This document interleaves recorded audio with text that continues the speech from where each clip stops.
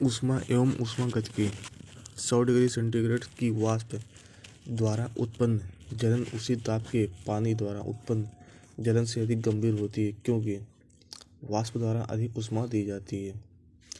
भाप से हाथ अधिक जलता है अपेक्षाकृत उबलते हुए जल से, क्योंकि भाप में गुप्त ऊष्मा होती है। इसके कारण भाप से हाथ अधिक जलता है। 1 ग्राम बर्फ को 0 डिग्री सेंटीग्रेड तापमान से वाष्प में 100 डिग्री तापक्रम तक ले जाने के लिए आवश्यक ऊष्मा कितना है? 720 कैलोरी। सेंटीग्रेड और फ़ारेनहाइट तापक्रम समान होते हैं। 40 डिग्री पर सेंटीग्रेड और फ़ारेनहाइट समान होते हैं। वह बिंदु जिस पर फ़ारेनहाइट तापक्रम में सेंटीग्रेड तापक्रम के दोगुना होता है 160 डिग्री। 160 डिग्री पर फ़ारेनहाइट तापक्रम सेंटीग्रेड तापमान का दोगुना होता है।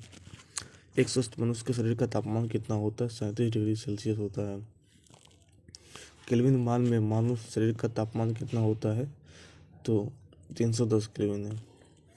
मानव शरीर का सामान्य तापक्रम 98.4 डिग्री फ़ारेनहाइट है। इसके बराबर 0 डिग्री सेंटीग्रेड में तापक्रम कितना होता है? माइनस यहाँ पे होता है 36.89 सेंटीग्रेड होता है।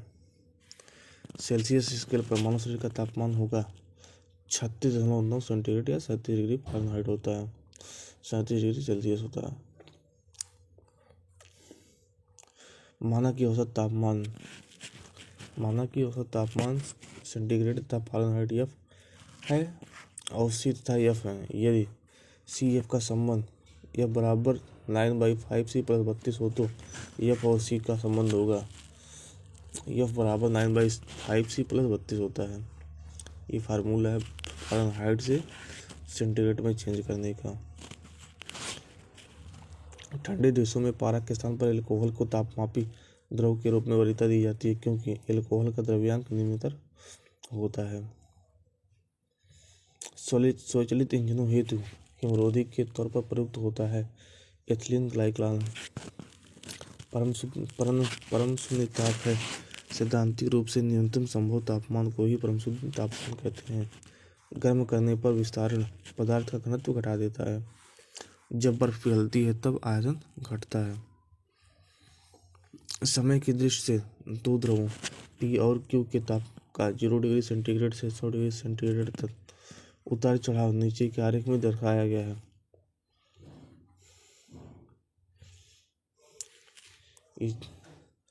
यहाँ पे समय हो गया, ये तापमान हो गया, ये 100 डिग्री सेंटीग्रेड, यहाँ पे 0 से ये P है, ये Q है। तो इसमें सही कथन क्या है? तो सही कथन इसमें जो ऑप्शन दिया रहा होगा उसमें से है Q का ताप P की तुलना में 100 डिग्री सेंटीग्रेड से ऊपर तेजी से पहुंचा है। थर्मोस्टेट का प्रयोजन क्या होता है? थर्मोस्टेट का प्रयोजन होता है तापमान को स्थिर रखना। थर्मोस्टेट संबंधित है तापक्रम से। रेफ्रिजरेटर में थर्मोस्टेट का क्या कार्य है? एक समान तापमान को बनाए रखना। रेफ्रिजरेटर में खाद्य पदार्थ ताज़ा रखने हेतु उचित तापमान कितना है? 4 डिग्री सेल्सियस। जब सीले बिस्कुट को थोड़ी देर के लिए फ्रिज के अंदर रखा जाता है तो वह कुरकुरे हो जाते हैं, क्योंकि फ्रिज के अंदर आर्द्रता कम होती है। इसलिए अतिरिक्त नमी अवशोषित हो जाती है। कथन एक कारण बर्फ का टुकड़ा पेय को ठंडा बना देता है। कारण आर बर्फ पिघलने के लिए पेय से गुप्त ऊष्मा हो लेता है, जिससे पेय ठंडा हो जाता है। तो इसमें ए आर दोनों सही है तथा ए की सही व्याख्या आर करता है। कथन और कारण। कथन बड़े शीतगृह संयंत्र पर शीतक रेफ्रिजरेंट के रूप में अमोनिया का उपयोग करते हैं, जबकि घरेलू पर शीतक क्लोरोफ्लोरोकार्बन CFC का प्रयोग करते हैं।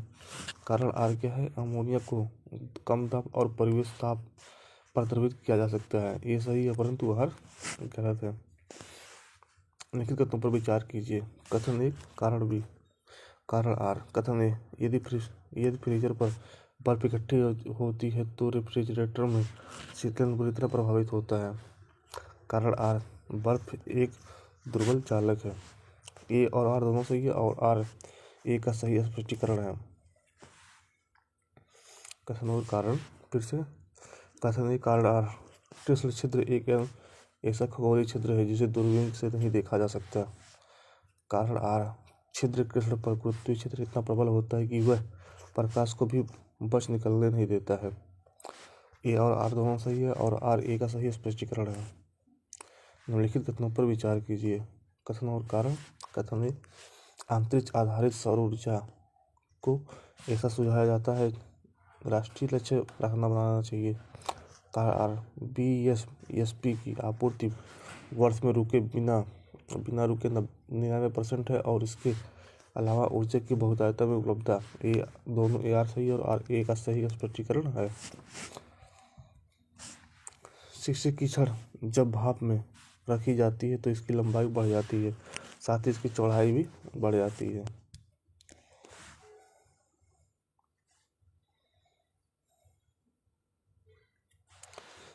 नीचे दिए हुए एक धातु गोलक और एक धातु वलय के चित्रों पर ध्यान दीजिए। ये धातु का गोलक है, ये धातु का वलय है।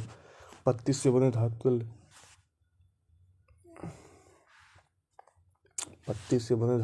धातु वलय के क्षेत्र में धातु गोलक भरा जाता है। यदि गोलक को गर्म करें तो वह अटक जाता है, परंतु यदि धातु वलय को गर्म करें तो गोलक निकल सकेगा, क्योंकि तापमान से प्रसार के कारण वलय का व्यास बढ़ जाएगा। दो धातुओं ए और बी की पट्टियाँ एक साथ मजबूती से जुड़ी हैं, जैसा कि चित्र में दिखाया गया है। गर्म करने पर ए बी से अधिक फैलती है। यदि इस जुड़ी हुई पट्टी को गर्म किया जाए तो यह रूप ग्रहण कर लेगी, इस प्रकार का रूप ग्रहण कर लेगी।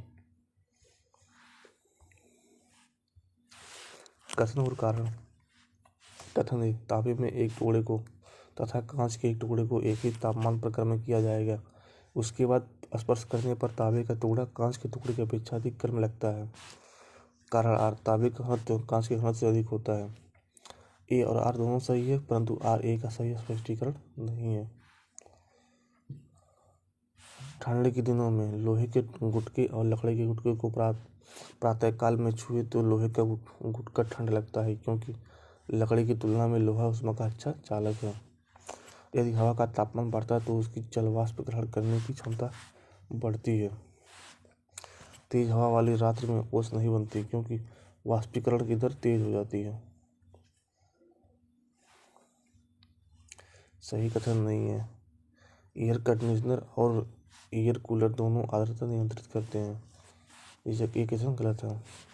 कमरे में लगा हुआ वातानुकूलन नियंत्रित करता है, केवल आर्द्रता एवं तापमान को नियंत्रित करता है एसी।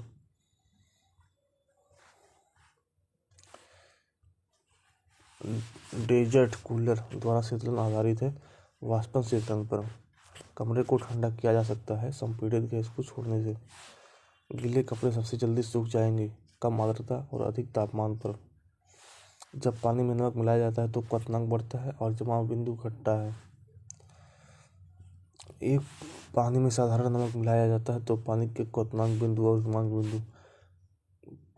बिंदु बढ़ेगा और हिमांक बिंदु घट जाएगा। कथन और कारण। कथन ए।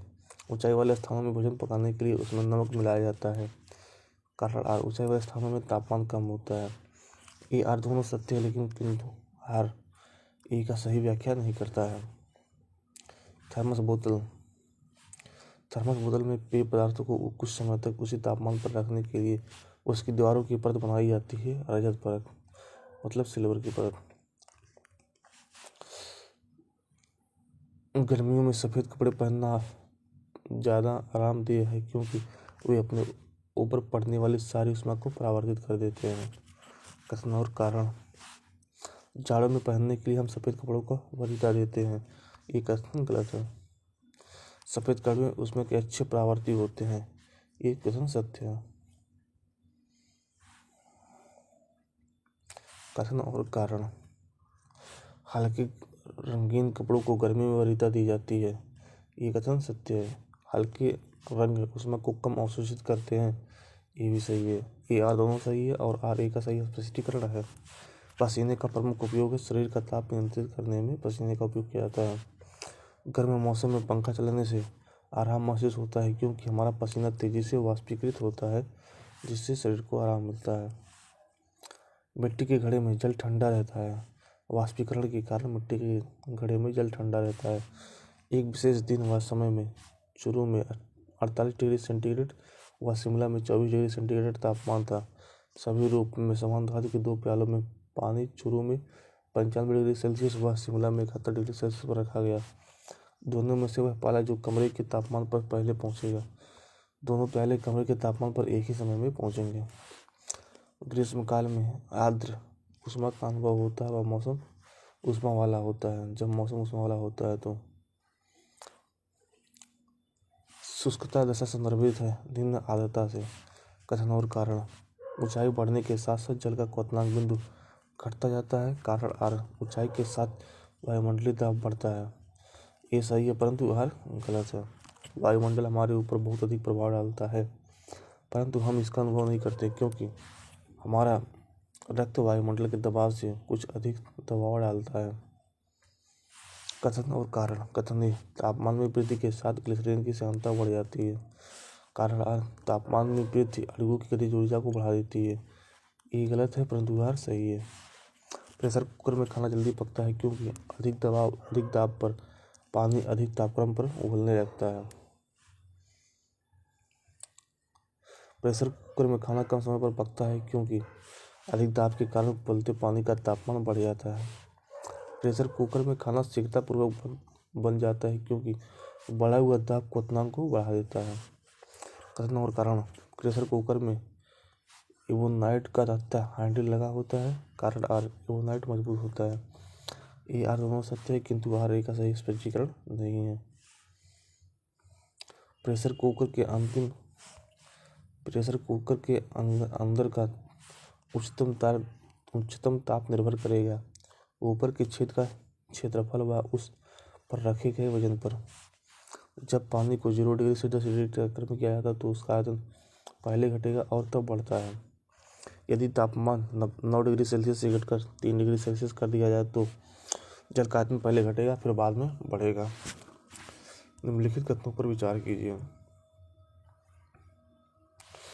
पहला, 100 डिग्री सेल्सियस पर भाप और 100 डिग्री सेल्सियस पर उबलते जल में ऊष्मा की मात्रा एक समान होती है।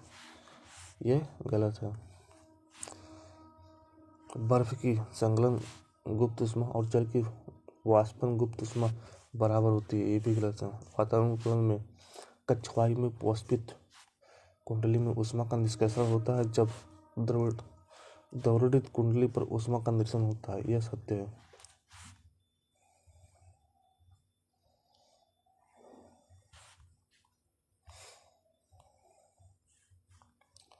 जब किसी बोतल में पानी भरा जाता है तो उसे जमने दिया जाता है तो बोतल टूट जाती है क्योंकि पानी जमने पर फैलता है। पानी से भरी डाट वाली बोतल जमने पर टूट जाएगी क्योंकि जमने पर जल का आयतन बढ़ जाता है। उपर्युक्त जलयुक्त गिलास में तैरता हुआ बर्फ का टुकड़ा जब पिघलता है तो पानी का स्तर वही रहेगा जितना पानी था। साफ मेघ रहित रातों की तुलना में मेघाच्छन्न रातें अपेक्षाकृत गर्म होती है क्योंकि बादल पृथ्वी से छोड़ी गई ऊष्मा को परावर्तित कर देते हैं।